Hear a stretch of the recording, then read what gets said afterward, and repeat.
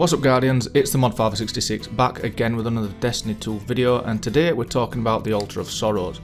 The new event added in primarily to start off the new dungeon, but it's actually usable to farm weapons, which by the way the kinetic shotgun blast from it can be pretty deadly with the right rolls on it, but that's only if you know how to complete it. So many teams have joined and it's actually painful to see how much harder they're making it for themselves. So I'm going to give you a few tips that can help you get to round 6 and kill the boss. So if you've come across players that have made a few rookie mistakes, please share this video so hopefully it reaches as many people as possible.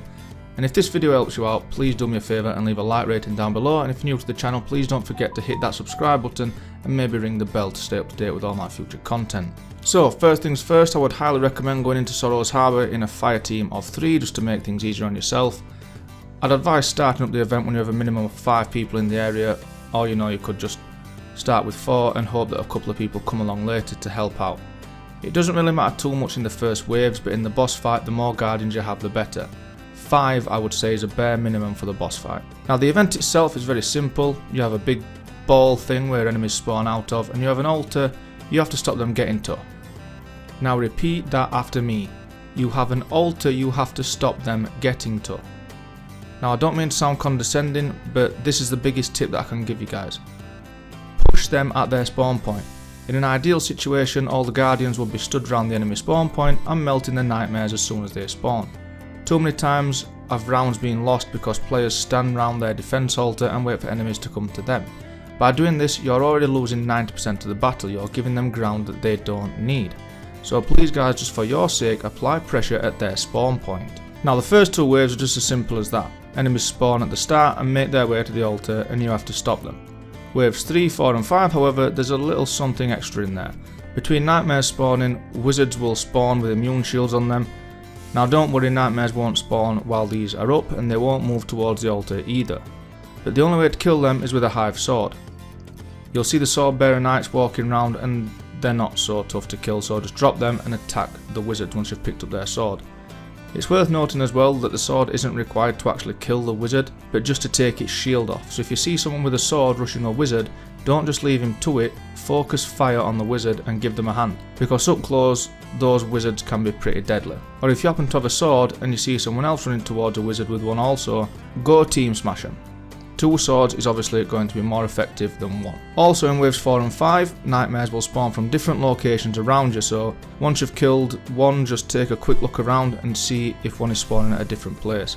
Too many times when my team killed a nightmare and then I end up rushing an ogre on my own somewhere else because my team are just sat there staring at the last spawn point, like Kevin McAllister with his little air rifle from Home Alone, waiting for an enemy that isn't going to spawn. Next, just a real quick tip and a real simple one, but if a teammate falls, pick them up. The 5-second respawn timer and the 5 seconds it takes them to get back to the fight could be the make or break 10 seconds of a round for new players that need all the firepower they can get. After all, this is a timed event, so a guardian losing 10 seconds of action is going to make the whole team take a hit. Now then, onto the boss fight. This is where people tend to panic and the whole thing just crumbles. But basically all this is a massive DPS test. To make this the quickest, you're going to want a Titan with Weapons of Light, a Titan with Melting Point, a Hunter with Tether, maybe a Divinity thrown in there, and as many grenade launchers with spike grenades as possible. But obviously this is an ideal situation which is never going to happen. What you're really going to end up with is probably a Titan still using Bottom Tree Striker and loads of Hunters using Blade Barrage. So let's talk things through what you're going to have to do. First of all, Fogoth is going to spawn, and this is your first chance to DPS him. Ignore the ads, just DPS Fogoth. Hit him with everything you have got. Melees, grenades, heavy ammo, supers, whatever, just throw them all at the boss. After a while he's going to slam and that signals that he is now immune from damage. At this point 4 nightmares are going to spawn and start making their way to the altar. For every nightmare that makes it to the altar, you lose 10 seconds off your time. So when these nightmares spawn, you want to be team shotting them in groups of 3 or 2 at least. But for a little bit of damage control, you want to be having a couple of people, ideally with Recluse or an SMG, any SMG will do really, running round and clearing ads. Because with most teams, it's pretty inevitable that at least 1 nightmare is going to make it to the altar. So for every 10 thralls you kill, that gives you 1 second per thrall, that's going to cushion the blow for 1 nightmare making it to the altar. After all 4 nightmares are dead, it's DPS time again. Get back to Fogoth and start doing more damage. If people have been using their supers or masterwork weapons while clearing ads, then there should be no shortage of orbs to get your super back again.